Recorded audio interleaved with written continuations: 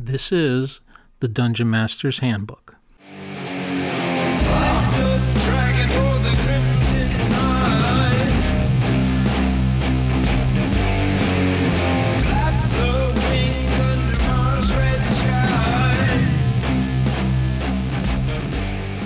Hello, and welcome to another episode of the Dungeon Master's Handbook. I'm Michael, Chicago Wiz. Glad you could join me. In this episode, I'm going to be talking about something that I mentioned briefly early on. I'm going to be talking about how I extended my campaign world into the online world and about how I run my games in a virtual method.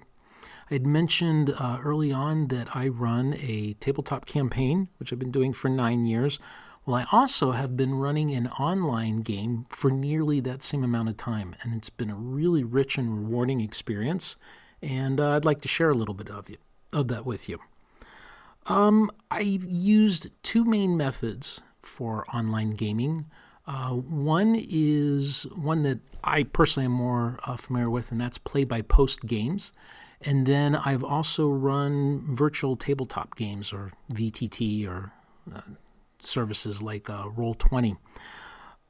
Play-by-post is pretty much what it sounds like. You find a venue, either email or maybe an online forum or some other service that allows you to do threaded messaging, and you put up a post.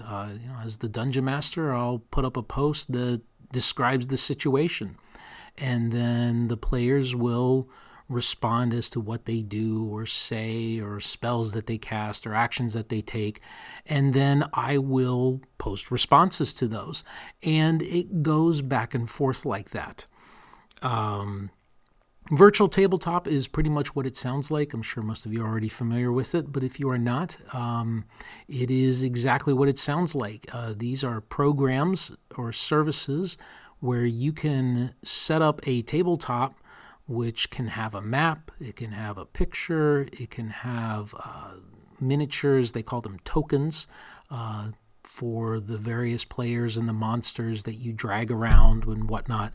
And these can be range from very simple type experiences to where you basically see a map and that's about it, to something like I've mentioned with the Roll20, where you can have integrated character sheets, you can have what are known as macros that fire off when you click a button. So if, say, you have a cleric and you want to cast Cure Light Wounds, you can click on a token and click your button for Cure Light Wounds, and it'll automatically calculate the amount that they're healed and bring them back up.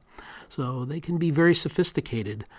You can do things like reveal a map a certain amount at a time, called Fog of War. You can have dynamic lighting so that the players themselves have torches and lanterns, and as they walk around in dungeons, it'll automatically light up the area that they can see. But we'll get into that a little bit later. So my play-by-post game in my campaign world, as I mentioned, has been going on for 9 years, and it's kind of neat. Several of the players that are in my online campaign have been doing it virtually from the time that I started. They've been with me the entire 9 years. And two of my online players are also my regular tabletop players. So that's kind of neat. They get to experience the game in two different ways. I've also, so I've done that for a while. I've also run a virtual tabletop game on Roll20. This wasn't in my campaign world. This was for a different campaign that I've run on and off over the years based on the old Ultima computer role-playing games that came out in the early 80s. You may have heard of Ultima Online. I ran this for a little while. Fortunately, it didn't work out due to schedules, but I'd like to share my experiences from that as well.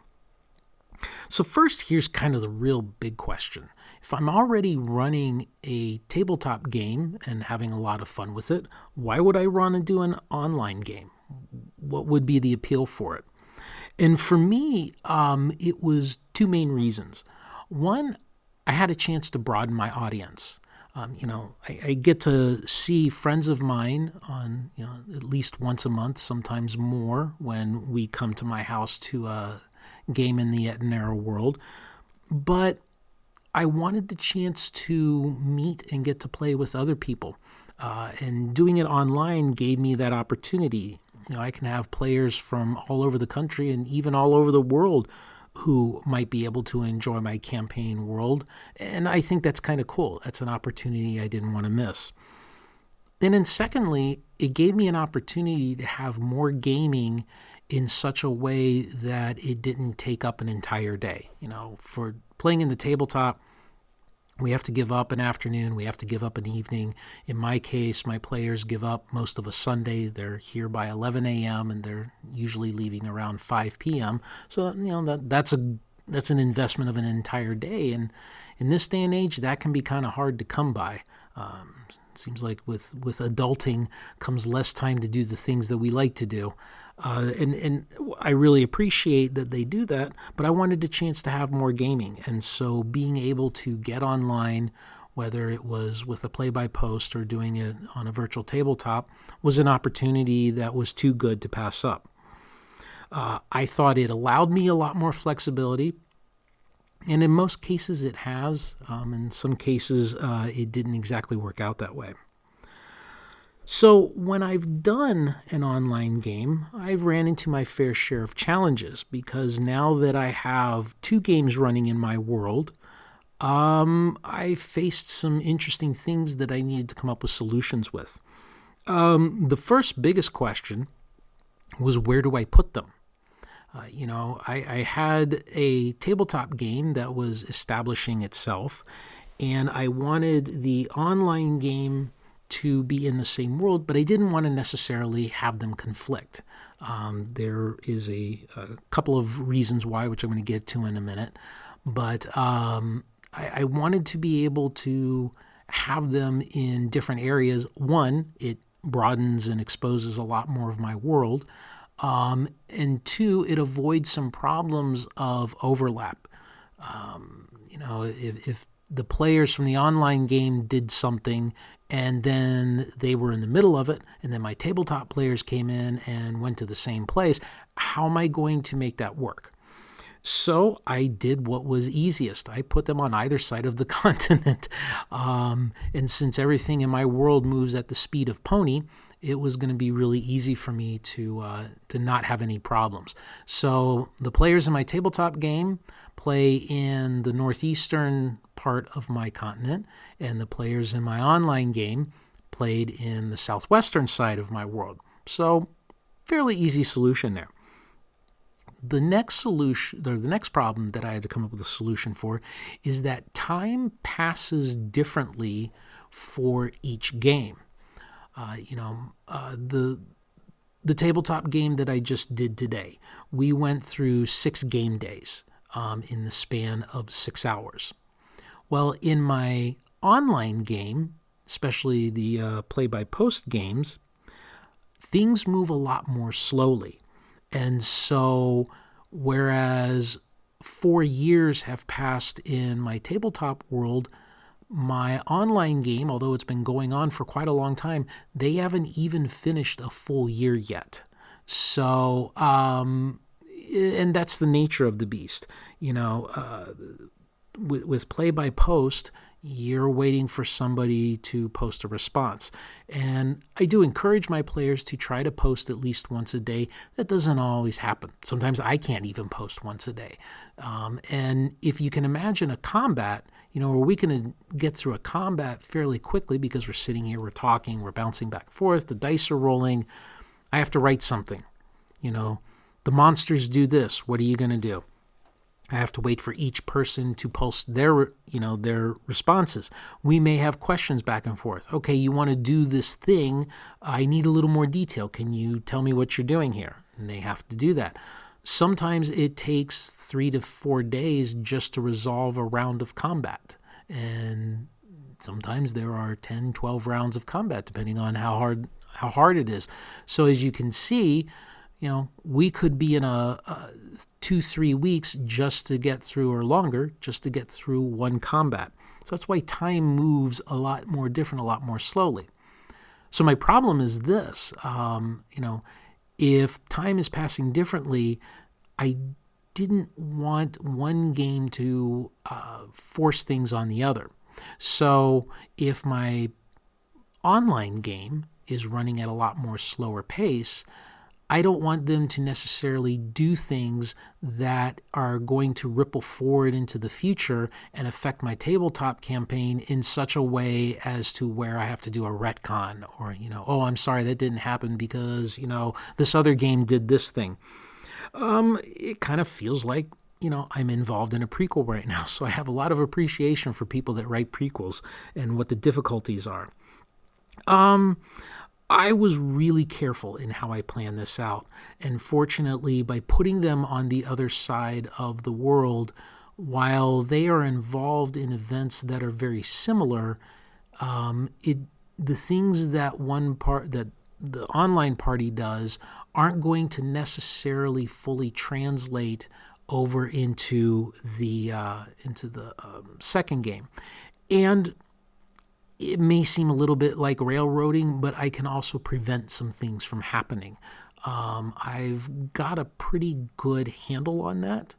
And also, I've given enough for the online players to do that they're quite busy, and they don't. Right now, I'm not as worried about any sort of a overlap or issue with continuity happening. So it is something to be aware about, and it's something to keep an eye on. But if you're careful and you do a little bit of planning, I'm fairly sure that you'll be able to navigate this as well. Also, had to deal with an issue of keeping interest going over the long haul. My online game has gone on in two bursts. It went on for about 3 years, then there was a long pause, and then we've been going on from 2015 till now. Believe it or not, that's an awful lot of content to write over a long haul.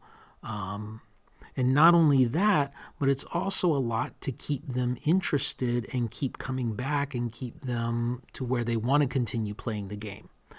And I found that the best way to do that, at least for my players, is to make things very personal for them, to give them a big goal or two, and then to make sure I throw plenty of challenges. Certainly sounds like what you would do in a tabletop game, but in this, I had to really pay attention to, not letting things slow down, not letting things, you're always going to run into lulls and dips where, things are kind of putting along by, where people are doing things or they're going to town.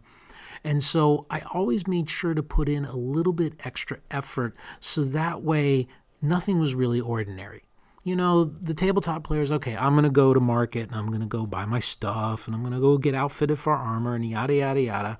Well, here, rather than just saying I go visit the armor smith, I made it a little more personal. I went into detail about the armorer and what he did and what he said to make it interesting.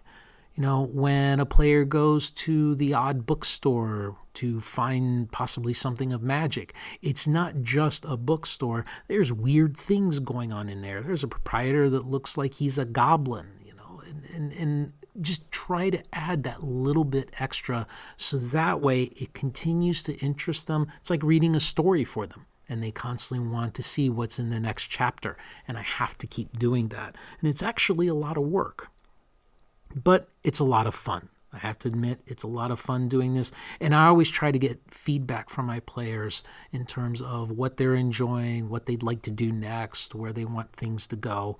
And because, conversely, I can do things a lot more slowly, it gives me a lot more time to plan these out and really keep them involved. Now, with the virtual tabletop, the challenges I had with that were somewhat different. A lot of it was in preparation and learning the tool. Like any other piece of software, these virtual tabletops will have their own quirks, have their own strange way of doing things. They'll have their annoyances. I've certainly ran into that with Roll20, with trying to manage the tokens and the player character sheets and managing the changes from one to the other and the certain order you have to do things in and whatnot, as well as setting up the various maps and things that the players are going to run into. It's a little bit more preparation to me than preparing for a tabletop game, with getting everything together and then putting it in such a way and setting everything up so that it flowed smoothly during the game time. I highly, highly recommend, if you are going to use a virtual tabletop, is definitely watch videos, listen to podcasts, even maybe involve yourself in a game and see how other GMs do it, see what the tools work, how they work, maybe even talk to one of them and see if they'll walk you through some things and show you what it looks like behind the curtain. I had that help. Thank you very much, Joseph. And it was a lifesaver for me in making sure that this game flowed smoothly. The other thing about the virtual tabletop was actually trying to come up with time and availability. I don't know if it's because it was online and maybe it was easier to say, I'm not going to show up than it is, with actually getting together in person. But it was really hard to keep these guys coming back. Now, I understand life gets in the way. I get that. I even had something come up to where I had to cancel an evening, but it just seemed like I struggled a lot more to get this game going than I've had to keep my tabletop game going. So just a thought there, maybe a lesson learned. Don't give up though. Now with this game that I tried to do on the Roll20, since we couldn't seem to get it going, I said, hey guys, why don't we move it to a play-by-post? And everyone seems to be okay with that. And now we're rocking and rolling in the dungeon on a forum, the OD&D 74 forum. So, if it doesn't work one way, try it another. So what cool things have happened in my online game? There's really a couple of things I want to share with you, and these really came about because play-by-post allows me to say in words really vivid descriptions. Now, I can do that when we're sitting here at the table. I can certainly, I think I'm fairly good at setting a mood and getting people hooked on. But there's something about being able to sit down and really craft a written word explanation that I think really can sometimes get across much better what I'm trying to say. I'll give you an example of that. In my online game, there's a city called Skalfir. And Skalfir has some rather unique inhabitants. One of these was a mysterious widow of a rich merchant, and she had put out an ad that she wanted adventurers to go find a wizard's tomb. Nobody wanted to take the job because everybody found Jonenza crazy and creepy. Well, there's a reason why. Because when the PCs went to her house, they couldn't exactly get in because the entire house was surrounded by bushes that had lifelike little dolls hanging in them. And as the players got close to these dolls slowly turned and watched them with their little eyeless faces. Getting creeped out yet? I was going for maximum creepiness, and I had my players on edge. It was so much fun. When they finally tried to open the gate and get into the house, the vines of these bushes reached forward, grabbed the players, pricked them with their thorns, and then started to pull them underground. Now, those who had failed the saving throw against the thorns found that they were able to breathe. Those that had succeeded, not so much, and they took damage on that. The players were pulled into this underground cellar where dolls walked forward, handed them food, handed them water, and then one doll with a hinged jaw came forward and started talking in a strange voice and basically negotiated the job with the PCs. It was so much fun describing all this. And this happened around 2010, 2011. These players still talk about that to this day, and I just love that. But I really feel like it was being able to sit down and write that out, that I was really able to get this scene across to them in such a way that it really made an impact on them. Another thing that's happening that's really cool is that it's giving me an opportunity to open up an area in my campaign world that is something I've thought about since the very beginning. In my campaign world, parts of what used to be civilization have been lost. During this apocalypse, people fled. And in this case, in my online world, this was an island city called Ramathia. Well, the volcano next to Ramathia exploded, kind of like a Vesuvius event. People fled and the city was abandoned and nobody's wanted to go near it because it was cursed. Well, now my players are finally getting to go back. And so I get to actually reveal this thing that I've been imagining in my world for almost 10 years now. Very similar to when my players on my tabletop game get close to the lost diamond city of Eresia. I always keep hoping they're just going to make it and go inside and see all the cool things that I've had in my head for 10 years. But not yet. They're getting close. So I love it when the players get to find the big things in my campaign. And by having the second and third and fourth games in my world, I get to be able to do that. And I get to be able to enjoy my world more and share it with them and get them to enjoy it more. I can't wait to see how this ends. Well, that's about it for now. I hope you've enjoyed listening a little bit about how I've done my online games and why I do them and some of the things I ran into. I hope if you have any questions or comments, you'll let me know what you think. And I have a surprise coming soon. I've got a twofer interview. I'm going to be featured on a video blog here shortly, and then that same person that runs the video blog is going to be coming on to visit me on my podcast, and we're going to be talking about creating campaigns, because that's what I love to talk about. So I hope you'll keep tuning in and listening, and that'll be coming real soon. I'd also like to encourage you to enter into the one-page dungeon contest. If you've never heard of this before, this is the 10th anniversary of the one-page dungeon contest. The one-page dungeon is something that I, along with a couple of other OSR friends, David Bowman, who wrote Sham's D&D blog, and Michael Curtis, who wrote the Stoneheld Mega Dungeon, we kind of kicked this idea around and came up with it and refined it.